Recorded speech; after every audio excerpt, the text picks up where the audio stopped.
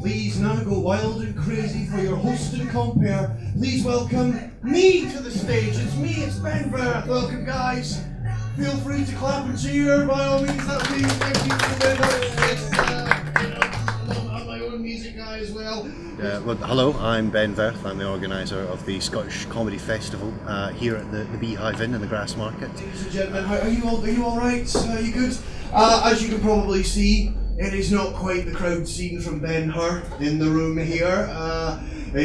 But you know, we're not in the way of making comedy hostage situations here at the New Best of Newbies. So I'm gonna put it to you guys. Do you want to see the show? Are you up for a little afternoon, a lunchtime of comedy, guys? Are you up for it?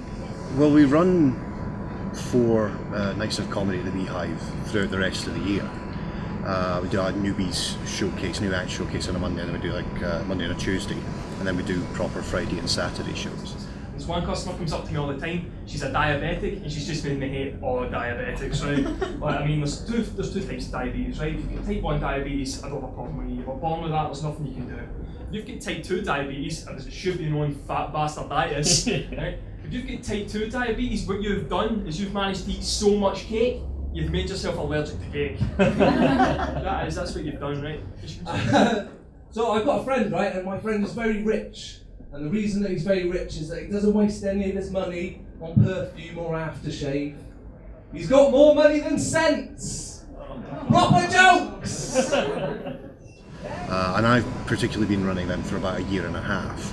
And it came to a point round about April where me and the manager, Jed, of the Beehive, we're just kind of wondering why, when it comes, you know, we run gigs throughout the rest of the year, but when it comes to the festival, we just vacate the premises and let's say, it's been Laughing Horse Free Festival last year, and before that was PBH's Free Fringe. And I thought, well, we've got enough contacts in the book, we've got enough people who enjoy gigging here the rest of the year round.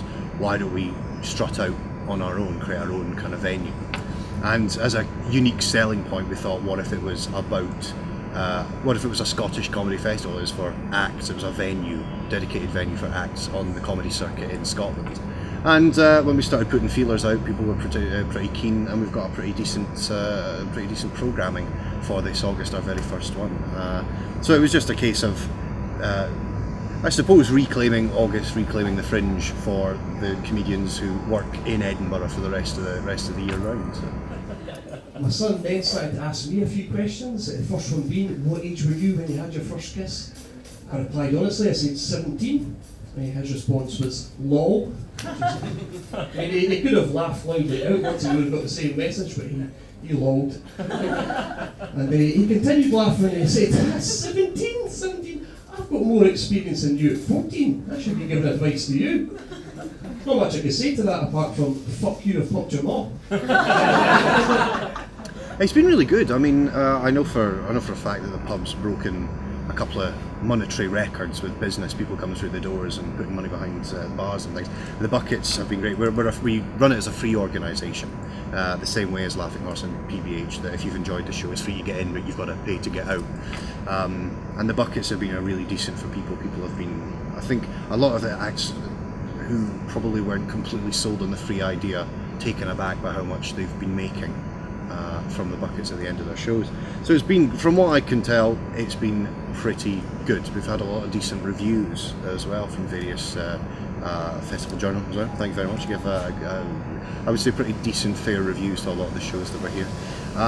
So I know there's still 2 weeks left of the Fringe and everything could fall apart at the seams, but actually it's been, the first 2 weeks have been pretty good. They've been pretty promising, very enjoyable for the most part, and the weather helps as well. I thought it was going to be tipping it down with rain like it was last August, but it's been pretty nice and sunny for the first 2 weeks here.